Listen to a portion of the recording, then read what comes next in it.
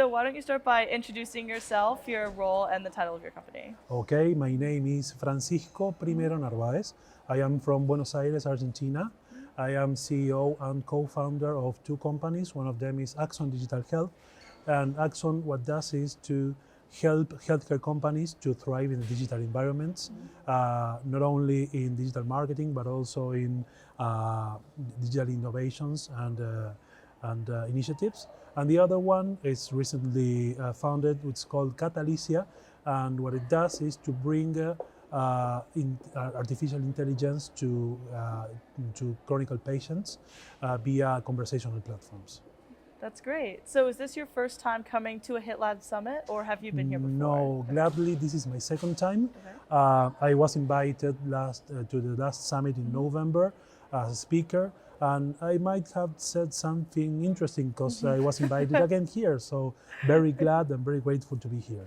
That's great. So you mentioned that you were invited. What keeps you coming back to the summits? How do you see that they're beneficial for you, for your companies, and also for the other people who Well, attend? first of all, it's really amazing opportunity to get to learn from such brilliant people, and some of the most interesting initiatives I've seen in digital healthcare, I learned them here. Yeah. I am a former student of the digital healthcare programs at Columbia and HITLAB, and those were like, career change for me.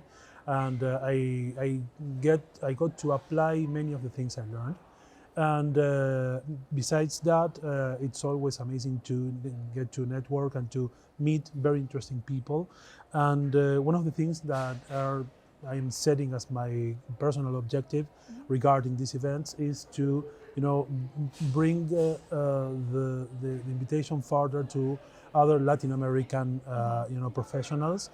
In fact, two of them, countrymen of mine, Argentinians as well, are here at the event, and I got them to be here.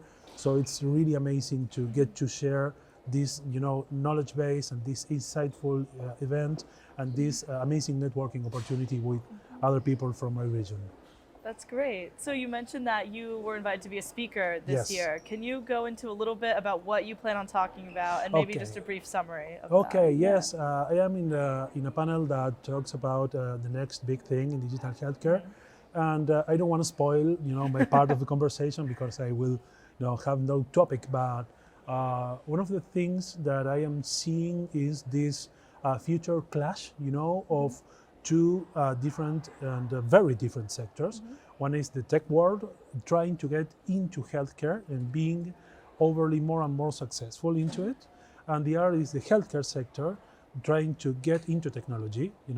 And when I mean about getting into technology is to be to get really deeper into technology, not just software or superficial initiatives, but really to adopt technology into their core, and this will bring like a change of pace. The tech world is known by the mantra of move fast and break things. You cannot do that with patients. Yeah. And the healthcare world is known as a very slow adopter. So I wouldn't call it a prediction, but a perspective is that in the next few years there will be a clash, of these two ways of doing things, and there will be a third pace created in which we'll adopt some of the rhythm of how tech world moves, and some of the pace in which healthcare adopt things. Yeah, absolutely. So you mentioned that you work both in Argentina and the US, so I was wondering if Yeah. you could maybe talk about how digital health as a field functions differently in South America and in North America, and maybe how your companies are working to kind of combat that and make sure that there's Well, kind of consistency that's a across very interesting trend as well, because digital technologies are even more democratizing the access to innovation. And even though the US has a lot of more funding and a lot more of money, and you guys have Silicon Valley here, and it's obviously a most stimulant, environment for technological startups to thrive. In South America and in other regions of the world, given to this kind of, democratic tools, such as, for example, what's happening with GPT and all of those innovations, they are starting to catch up, and they are starting to bring very interesting innovation initiatives besides what the big markets can do.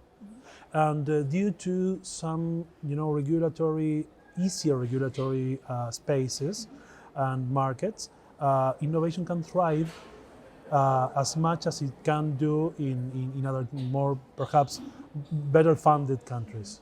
Yeah, absolutely. Well, thank you so much for your responses. It was great talking to you. And Pleasure talking to you. yeah, and good luck with the rest of the conference, and I hope you enjoy it. Thank you so much. Yeah, It's been a of course. pleasure. Thank you. Thank you.